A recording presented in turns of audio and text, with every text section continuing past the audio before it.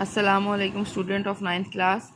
ہم نے revision start کی ہوئی ہے. اب یہ کاہلی کا چیپٹر جو ہے وہ ہم نے پری 9th میں پڑھا تھا، اور یہ کاہلی کا چیپٹر جو ہے یہ ہم نے کافی دیر ہو گئی ہے پڑھے ہوئے. اس کے کویشچن آنسرز اور اس کے اقتباس کی تشریح میں نے آپ کو ہوم ورک میں دی تھی، وہ امید ہے آپ نے کر لی ہوگی. اب رہ گیا اس کا امپورٹنٹ بات کہ خلاصہ اس کا کیسے لکھنا ہے. انتہائی آسان چیپٹر ہے اور انتہائی مختصر چیپٹر ہے. اس کا خلاصہ بہت آسانی سے لکھا جا سکتا ہے، جیسا کہ آپ کو میں نے پہلے ہی بتایا ہوا ہے کہ پیٹرن کے مطابق آپ نے اس کا خلاصہ کرنا ہے. سب سے پہلے اوپر آپ نے کویشچن نمبر 5 پیپر میں ہوتا ہے، یہ کویشچن نمبر 5 لکھیں گے، پھر اس کے نیچے خلاصے کی مارکر کے ساتھ ہیڈنگ دیں گے. کاہلی نام جو ہے سبق کا نام وہ لکھیں گے، اور مصنف ہیں اس کے سر سید احمد خان، وہ لکھیں گے. اور خلاصہ جو ہے وہ آپ نے بغیر غلطیاں املا کی کیے کریں گے تو انشاءاللہ آپ کا جو ہے اس پریزنٹیشن کے ساتھ اچھے نمبر آ جائیں گے.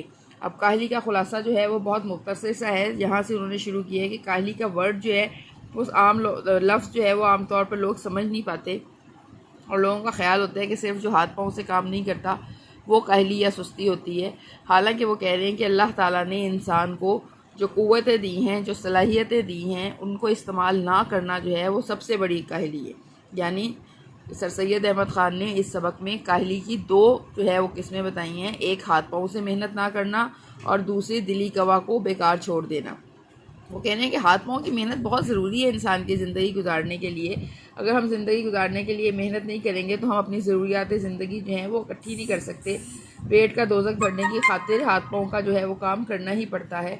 مثال کے طور پہ مزدوری کرنے والے لوگ جو ہوتے ہیں وہ بہت کم کاہل ہوتے ہیں، کیونکہ ظاہر ہے انہوں نے روز ہی محنت کر کے روز ہی کمانا ہوتا ہے، اور اس طرح مصروف رہنا اور سخت کاموں میں لگے رہنا ان کی طبیعت ثانی بن جاتی ہے. طبیعت ثانی کا مطلب ہے پختہ عادت بن جاتی ہے، پکی عادت بن جاتی ہے.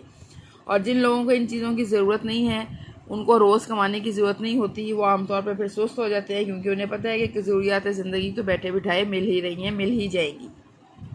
تو وہ کہہ رہے ہیں کہ وہ لوگ جو سست ہو جاتے ہیں وہ پھر ذہنی اپنی صلاحیتوں کو، جو اللہ تعالیٰ نے ان کو صلاحیتیں دی ہیں، جو ان کو طاقتیں دی ہیں، دماغ کی طاقت، دل کی قوت، اس کو بھی استعمال میں نہیں لاتے.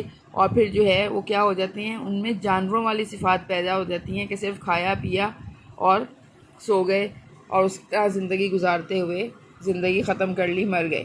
ان میں کوئی تخلیقی کام نہیں رہتا. انسان کو جو اشرف المخلوقات اللہ نے پیدا کیا ہے تو وہ پھر اس دائرے سے باہر نکل آ جاتے ہیں، جو صرف کھاتے پیتے ہیں اور سو جاتے ہیں. اس کے علاوہ ان کی زندگی کا اور کوئی مقصد نہیں ہوتا. وہ کہنے ہیں کہ آپ اس شخص کے بارے میں سوچیں کہ جس کی آمدنی مطلب تنخواہ جو ہے وہ اس کے اخراجات کے مطابق ہو، مطلب اس کے اخراجات اس تنخواہ سے پورے ہو جاتے ہیں. ٹھیک ہے، اس کو اور پیسوں کی ضرورت نہیں رہتی، اس کو زیادہ محنت نہیں کرنی پڑتی. تو وہ جو ہے وہ اپنے قوتوں کو، اپنی صلاحیتوں کو چھوڑ دے گا کہ ضرورتیں تو ساری پوری ہو رہی ہیں، اور کام کرنے کی کیا ضرورت ہے. تو اس کے جو شوق ہیں وہ وحشیانہ باتوں کی طرف راغب ہو جائیں گے. وہ بس من پسند کھانے کھائے گا، لذیذ کھانوں کا شوقین ہو جائے گا. تماش بینی اور قمار بازی کہتے ہیں کہ جوا وغیرہ کھیلنا، اس طرح کی گیمیں کھیلنا، بری جو کھیل ہوتے ہیں ان عادتوں میں وہ پھنس جاتا ہے، اور وہ جو ہے وہ وحشی صفت ہو جاتا ہے، مہذب شخص نہیں رہتا. فرق صرف یہ ہوتا ہے کہ وہ بد سلیقہ وحشی ہوتے ہیں، اور یہ سلیقہ مند شہری وحشی کہلاتا ہے. مطلب جانور جو ہے وہ بد سلیقہ ہوتے ہیں، اور یہ ذرا تھوڑا سلیقہ مند ہوگا یہ بھی جانوروں والی صفت ہی ہے. وہ کہہ رہے ہیں کہ ہم یہ بات مانتے ہیں کہ ہندوستان میں جو لوگ رہتے ہیں، سر سید احمد خان نے ظاہر ہے پاکستان بننے سے پہلے یہ تمام مضامین لکھے ہیں، تو اس لیے انہوں نے تمام ہندوستان کے مسلمانوں کو جو ہے مخاطب کیا تھا. وہ کہہ رہے ہیں کہ ہم اس بات کو مانتے ہیں، ہم سمجھتے ہیں کہ ہندوستان میں رہنے والے لوگ جو ہیں ان کو کام کرنے میں، یا اپنی صلاحیتوں کو استعمال میں لانے کا، یا اپنی دلی قوت اور جوش و جذبے سے کام کرنے کے مواقع بہت کم ہوتے ہیں. ہمیں وہ موقع ہی نہیں ملتا کہ ہم ویسے کام کر سکیں. تو ہم کہہ رہے ہیں، اپنے ہم وطنوں سے کہتے ہیں کہ اگر ہمیں اپنے دلی قوا کو، مطلب دل کی قوتوں کو کام میں لانے کا موقع نہیں مل رہا تو یہ ہماری اپنی کاہلی اور سستی ہے. ہمیں چاہیے کہ ہم اپنے جو ہے دلی قوا کو استعمال میں لائیں، قوت عقل کو کام میں لانے کی فکر کرنی چاہیے. اور اگر اس موقع نہیں ہے اس کا تو ہمیں وہ موقع لانے کی کوشش کرنی چاہیے. یہی سب سے بڑی ہمارا کام ہے کہ ہم سستی نہ دکھائیں کسی بھی کام میں، نہ جسمانی طور پہ نہ دماغی طور پہ.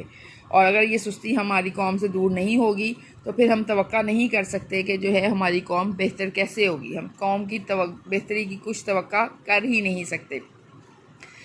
آپ کو پہلے ہی بتایا ہوا ہے کہ خلاصہ جو ہے وہ چیپٹر کا 1/3 مطلب تیسرا حصہ ہوتا ہے.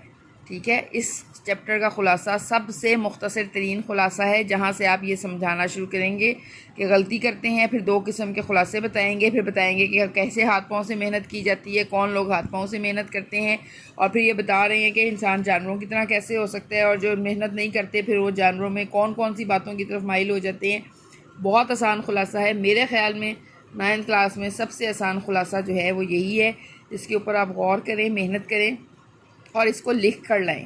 ٹھیک ہے، ہجرت نبوی کا بھی خلاصہ اور کاہلی کا بھی خلاصہ، یہ دونوں خلاصے جو ہیں آپ اپنی کاپیز میں لکھیں، تاکہ ایک تو آپ کے ہاتھ سے نکل جائے گا، آپ کے دماغ میں یاد رہ جائے گا۔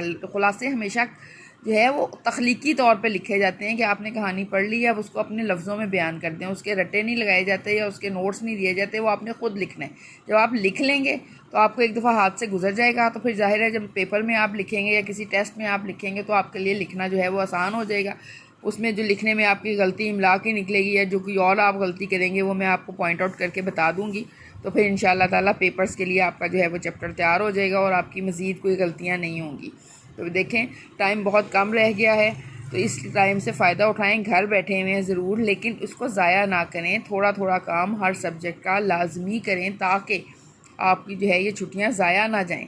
تھوڑا تھوڑا کام روز کریں گے تو وہی بچے کامیاب ہوتے ہیں اور وہی محنت جو ہے ان کی رنگ لاتی ہے، جو روز تھوڑا تھوڑا کام کرتے ہیں۔ ایک ہی دن بیٹھ کے پوری کتاب یاد نہیں کی جا سکتی، روز تھوڑا کام کریں گے، دیکھیں اس سے اچھے نتائج نکلیں گے اور آپ کو خود فیل ہوگا کہ آپ جو ہیں سیٹسفائیڈ ہیں اور آپ کی جو ہے وہ بہت اچھی تیاری ہو گئی ہے۔ ٹھیک ہے، اپنا خیال رکھیے گا، اور ہجرت نبوی اور کاہلی دونوں کے خلاصے لکھ کے انشاءاللہ آپ آئیں اسکول، پھر ہم بات کریں گے اس کے اوپر کہ اب اس میں کیا کمی رہ گئی ہے۔ اللہ حافظ۔